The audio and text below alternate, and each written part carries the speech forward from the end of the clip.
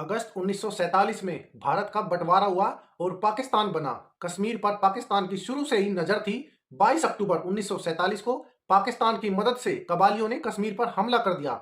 वहां के राजा हरि सिंह ने जम्मू कश्मीर का भारत में विलय कर दिया और भारतीय सेना ने कबालियों को खदेड़ दिया। उस वक्त कश्मीर पर कब्जे की पाकिस्तानी हसरत अधूरी रह गई। 1960 के दशक में पाकिस्तान की ये आस फिर जगी। इसकी दो वजह थी। पहली, 1962 में चीन के साथ युद्ध की वजह से भारतीय सेना पस्त हो चुकी थी और दूसरी, 1964 में जवाहरलाल नेहरू के निधन की वजह से भारतीय राजनीति में एक वैक्यूम बन गया था। इसका फायदा उठाने के लिए पाकिस्तान ने प्लान किया ऑपरेशन जिब्राल्टर। ये 5 अगस्त 1965 को शुरू हुआ, जिसको अब 58 साल पूरे हो चुके हैं।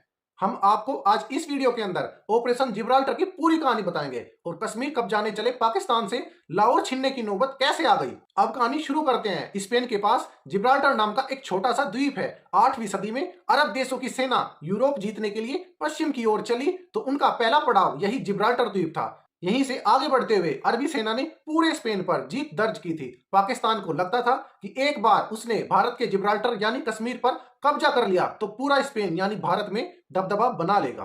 1950 के दशक में कश्मीर पर कब्जे के लिए पाकिस्तानी आर्मी के दिमाग में एक आइडिया आया। बेसिक प्लान था घुसपैठ करके हमला। ऑपरेशन जिब्राल्टर अयूब खान के दिमाग की उपज थी और उसने ही जनरल मलिक को आदेश दिया था कि इस बारे में सेनाध्यक्ष जनरल मूसा को भी ज्यादा जानकारी नहीं दी जाए।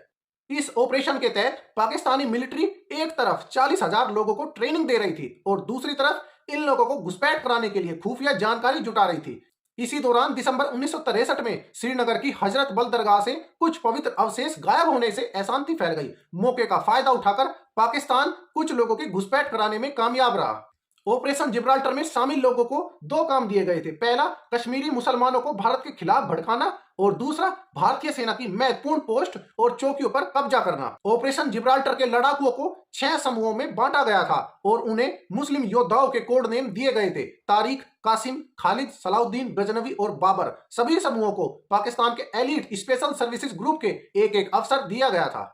कुछ एक्सपर्ट्स मानते हैं कि पाकिस्तान से घुसपैठ करने वाले सैनिकों की संख्या करीब 5,000 थी। वहीं कुछ एक्सपर्ट्स का मानना है कि यह संख्या 30 से 40,000 हो सकती है। असली संख्या का पता आज तक नहीं चल सका है। 5 अगस्त 1965 को जिब्राल्टर फोर्स ने घुसपैठ की। उसी रात जम्मू के गलूटी इलाके में एक भारतीय गश्ती दल पर 70 जिब्राल्टर सैनिकों ने हमला किया। गुलमर्ग के पास पीर पंजाल पर भी भिड़ंत हुई। खालिद फोर्स ने 4 कुमाऊं रेजिमेंट के बेस पर हमला किया तो सलाउद्दीन फोर्स श्रीनगर में दाखिल हो गई। 5 अगस्त 1965 को गुलमर्ग के पास मोहम्मद दीन अपनी भेड़ों को चरा रहे थे। अचानक से उनके पास हरी सलवार कमीज पहने 2 शख्स आए और 400 रुपए देकर पूछा, क्या इस इलाके में भारतीय सेना की कोई चौकी है? उसी समय जम्मू के मेंढर इलाके में स्थानीय वजीर मोहम्मद से यही सवाल पूछा गया। दोनों ने इसकी जानकारी फौरन भारतीय सेना को दी। भारतीय सेना के पश्चिमी कमान के प्रमुख जनरल हरबख्श सिंह ने माना कि कागज पर ऑपरेशन जिब्राल्टर जबरदस्त योजना थी, लेकिन इसे लागू करने में कई गलतियां हो गई। ऑपरेशन में भेजे गए कई सैनिक सर्दी में मर गए। कुछ सैनिकों के पास लड़ाई का कोई मोटिवेशन नहीं बचा। घुसपैठ करने आए कमांडर्स को कश्मीरी तक बोलना नहीं आता था। उन्हें कश्मीर में चलने वाले वजन के पैमाने की जानकारी भी नहीं थी। वो दुकान पर कुछ खरीदने की कोशिश करते तो फौरन पहचान लिए जाते।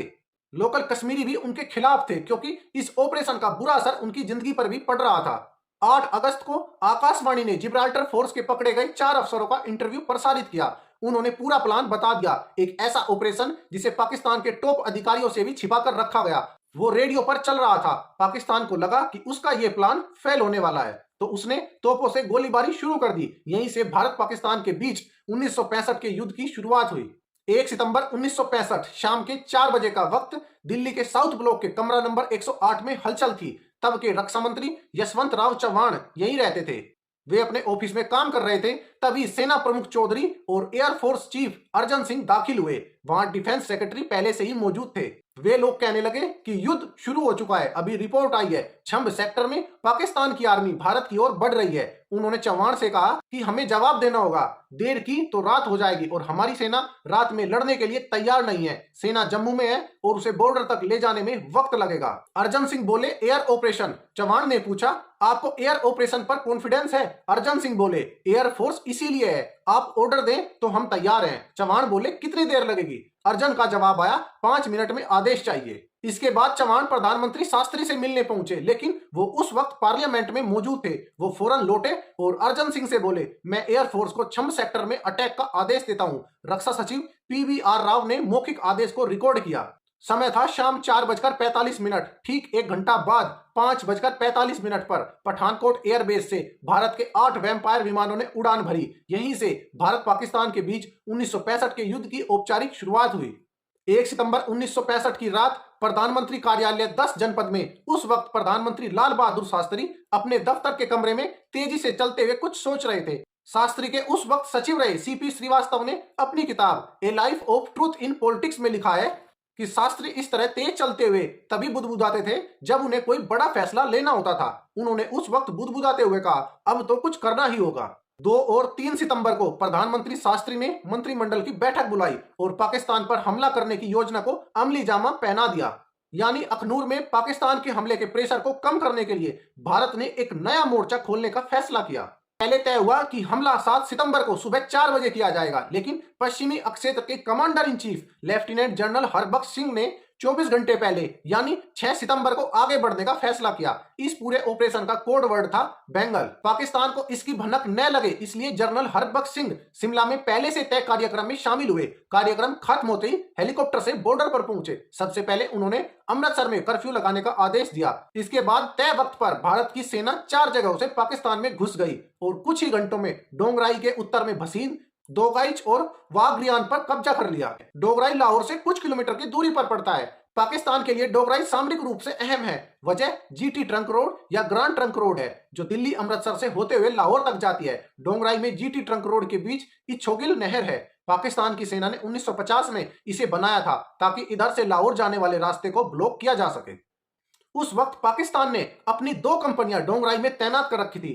13 नंबर मील के पत्थर पर 2 और कंपनियां मौजूद थी। नहर के मुहाने पर हर कदम पर 8 मशीन गन तैनात थी। भारत के 550 जवानों के सामने पाकिस्तानी फौज की दोगुनी संख्या थी। 22 सितंबर की सुबह 5:30 बजे भारत ने डोंगराई पर कब्जा कर लिया। अगले एक दिन तक भारतीय सेना डोंगराई से लाहौर पर गोले बरसाती रही। 23 सितंबर को संयुक्त राष्ट्र सुरक्षा परिषद को बीच में आना पड़ा और इसके बाद दोनों देशों ने सीज फायर की घोषणा की और युद्ध खत्म हुआ। भारत ने 1920 स्क्वायर किलोमीटर जमीन पर कब्जा किया था और पाकिस्तान ने 540 स्क्वायर किलोमीटर जमीन पर। भारत के 2735 और पाकिस्तान के 5988 जवान मारे गए।